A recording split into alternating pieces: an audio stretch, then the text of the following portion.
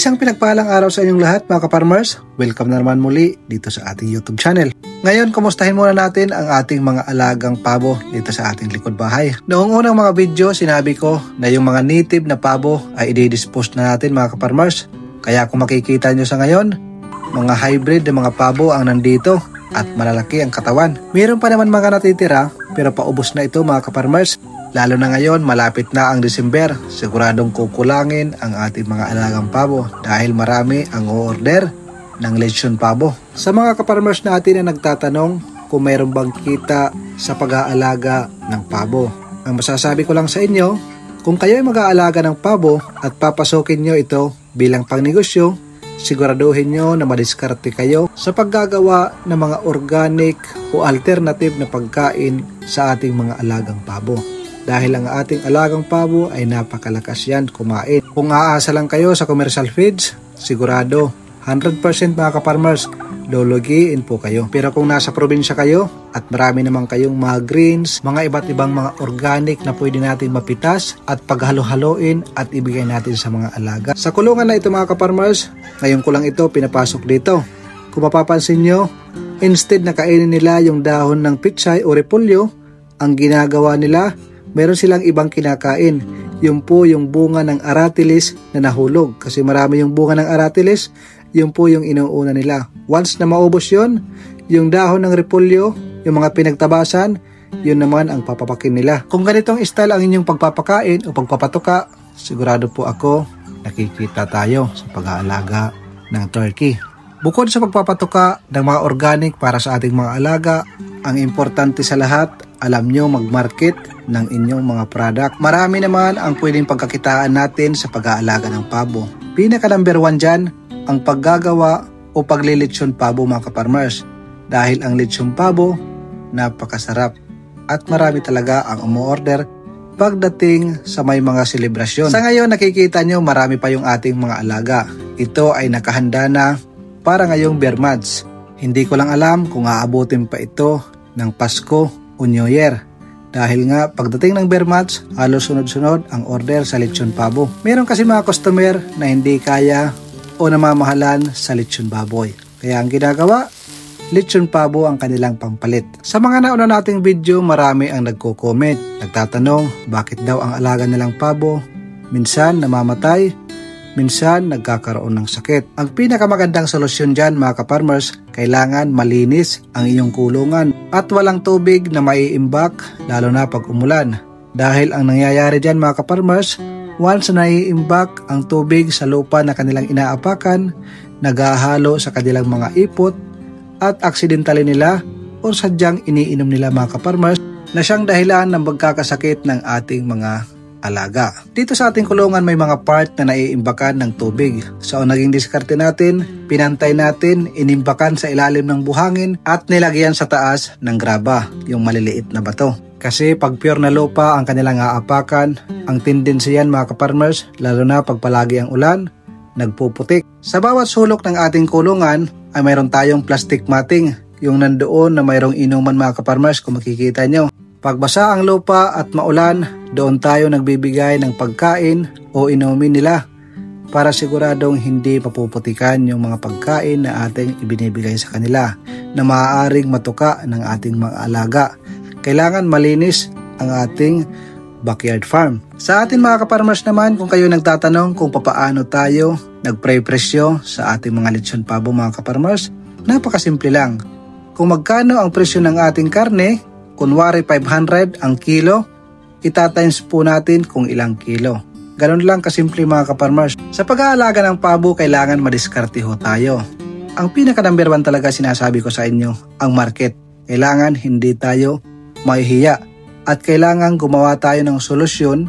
Pag hindi nabibinta ng live weight, gawa tayo ng solusyon. Katulad ng ating mga ginagawa, nagbibinta tayo ng lechon pabo at pwede rin tayo gumawa ng patty turkey. Masarap yan mga ka-farmers, pangpalaman sa mga burger. At once nakagawa tayo ng patty turkey na mas marami na kaya nating isupply sa ating mga nagbibinta ng burger, mas mainam mga ka-farmers. Marami po ang pwedeng pagkakitaan sa pag-aalaga ng pabo. Depende lang sa ating diskarte. Pero kung mag-aalaga kayo ng mas marami pang pabo at balak nyong magpalimlim, magpapisa ng mga itlog, mas mainam na mayroon po tayong incubator. Ang pabo din naman mga ka-farmers ay magaling maglimlim yan sa sarili nilang itlog. Ang problema lang pag maramihan, sama-sama silang naglilimlim sa isang pugad. Ang isa pang problema mga ka-farmers, pag maputik lagi ang kanilang paa. Pag lumalabas sila sa kanilang pugad at bumabalik doon sa kanilang itlog, nagkakaroon ng putik ang kanilang mga itlog na siya ang resulta sa pagbaba ng hatching rate ng ating mga itlog. Kaya ina-advise ko talaga na mas mainam mayroon po tayong incubator para nang sa ganoon lahat ng kanilang mga itlog na pinapasok natin sa incubator, mas marami ang magiging sisiw. At para naman sa ating mga ka-farmers na gustong mag-artificial insemination, ipapakita sa atin ni Dr. Bang ang kanyang strategy o technique papaano magparami ng pabo gamit ang artificial insemination. Ito po yung ating broad-breasted turkey. Ano ba tawag sa laking turkey? Tom. Ha? Tom. Tom. T-O-M.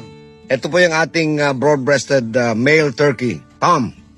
And today, gagawin ni Dr. Abang mag-artificial insemination dun sa 5 babae namin na turkey. Sabi niya, baka 3 lang pwede ma-serve for today. So, ito yung process ng artificial insemination. Paano ginagawa yan, Dr. Jing Rabang? At first, i-massage ko natin para bababa yung phallus mo. Parang tao din pala. Ito. Pag makita mo medyo gano'n, oh. Okay. Tapos, i-press mo yung parang matigas sa loob. Tapos, lalabas yan. Oh, yan na yan. Ito na. Yan na yung semen. Semen na ito. Tapos, syempre, prevent bubbles. Massage ulit. Ayan na naman. Wow. You see the milk coming out.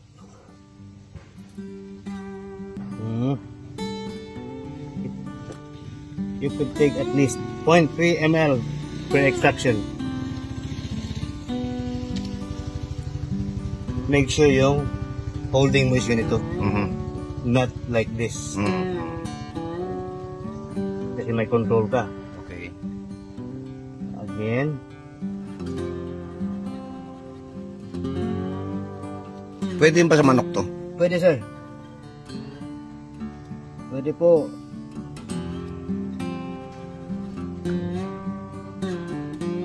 Konti lang ngayong araw. Baka may naserbisyon sa kagabi. Ng isang araw.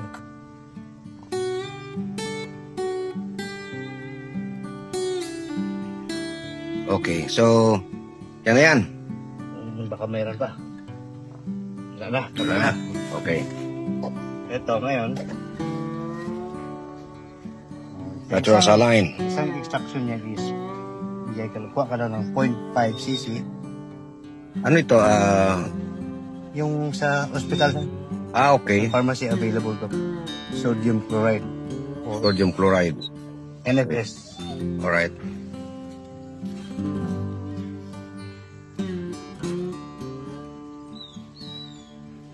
Ito.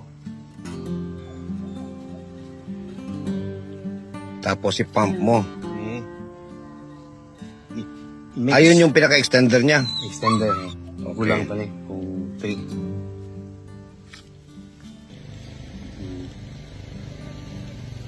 So i-mix. And then, ilan ang pwede dyan? 0.4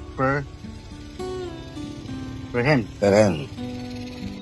So pagkatapos makuha yung semen ni Tom, okay. Ilang cc ang ilalagay mo diyan sa babae? Ito yung mga babae namin kasi. 5 ito, lahat na nasa period na nagpapamate na. Kaya lang walang lalaki, so hiniram ko yung lalaki nito ko Rabang. At mag-AI tayo, artificial insemination.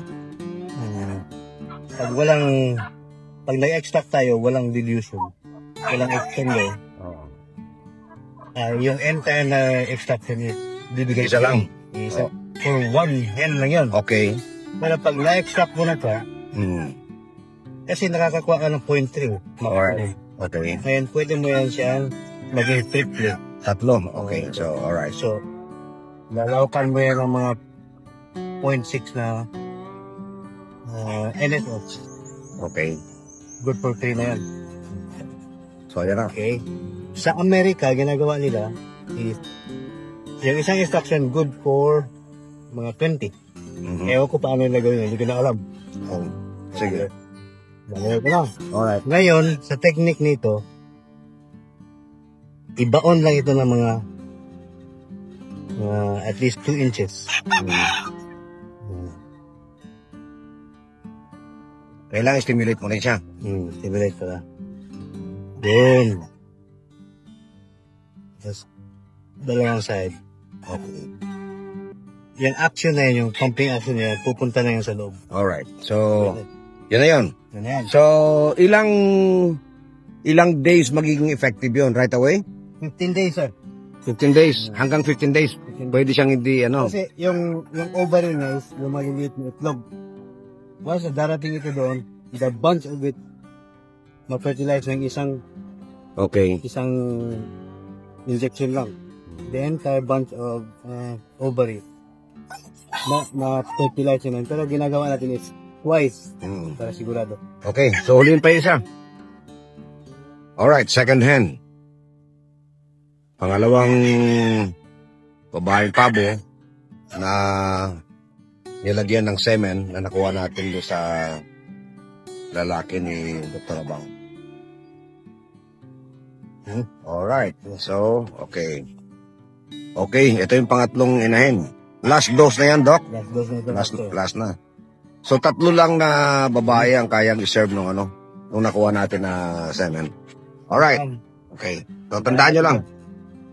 So ayun mga ka-farmers, kung gusto nyong kumuha sa mga magagandang lahi ng pabo, bibili kayo sa inyong kapitbahay, sa inyong kakilala, pwede nating gamitin ang artificial insemination. Pero kung dito lang sa ating backyard farm mga ka-farmers, pwede na yung natural nila na paglalabing-labing. Kaya para sa ating mga ka-farmers na gustong mag-alaga ng livestock, isa po ang pabo na pwede tayong kumita.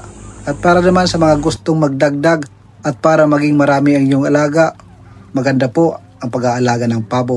At maganda ang kitaan dito, depende sa inyong diskarte. Kasi para sa akin mga ka-farmers, okay na okay siya. At para sa iba pang farming idea, maaari kayong mag-subscribe sa ating YouTube channel para makikita nyo ang susunod natin na i-upload na mga videos. At kung gusto mo rin makapagbahagi at makapag-share sa ating mga kapwa ka-farmers, maaari mong i-share ang ating video na ito. So paano mga ka-farmers? Magandang araw sa inyong ulit. God bless and God bless sa inyong pamilya. Mabuhay po tayo mga ka-farmers. Huwag tayo mawawala ng pag-asa. Tuloy-tuloy lang sa ating mga pangarap. Shoutout nga pala sa ating mga OFW na nanonood. Mabuhay po kayo.